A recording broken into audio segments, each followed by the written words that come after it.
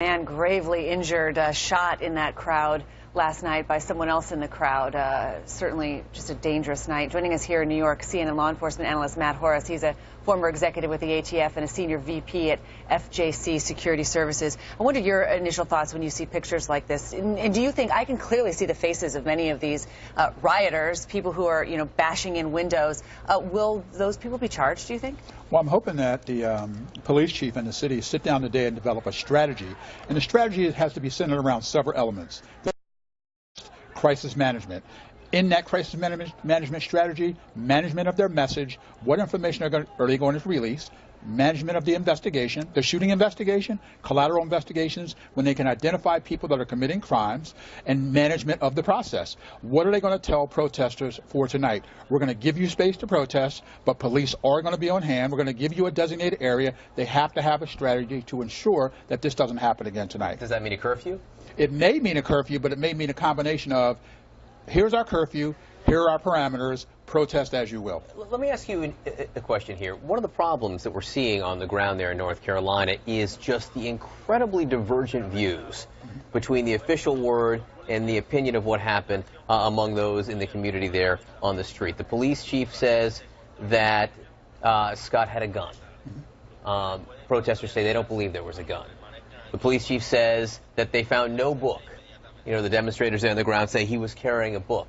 When there's that much distrust, if they can't come together on what even is a basic fact, how do you heal? Well, let's go back to what I said earlier. Management of the message, management of the crisis.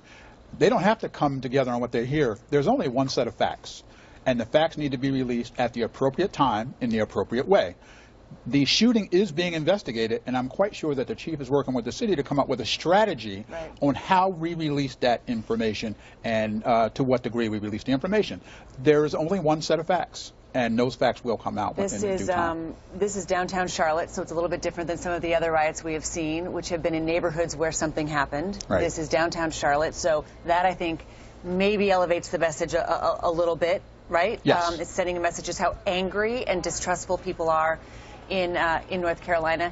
But what's the difference between Charlotte and what we're seeing last night and the night before and Tulsa, where there was also a shooting, someone with a clearly with video released right away, but that city is much calmer. Is it social media? Is it because the daughter in the Charlotte case put this very just heart-rending message about the very moments when she learned that her father died?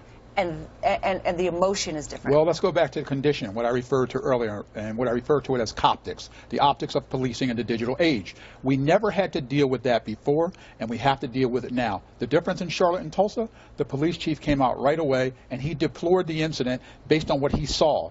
In Charlotte, the deceased daughter put something out on Facebook and Twitter and Instagram. It went viral immediately. And that was the first message about the shooting. That was the first message. So then people who want to believe that there is a problem with the police believe it based on her message. The police department today has to come out with a message. They have to tell, and let's face it, he's already done that. The chief said there was no book, there was a gun. But no one is listening to that message. They have to get control of this situation before we get to tonight. Matt Horace, hoping they do. Thanks for being with us. Thank you. All right.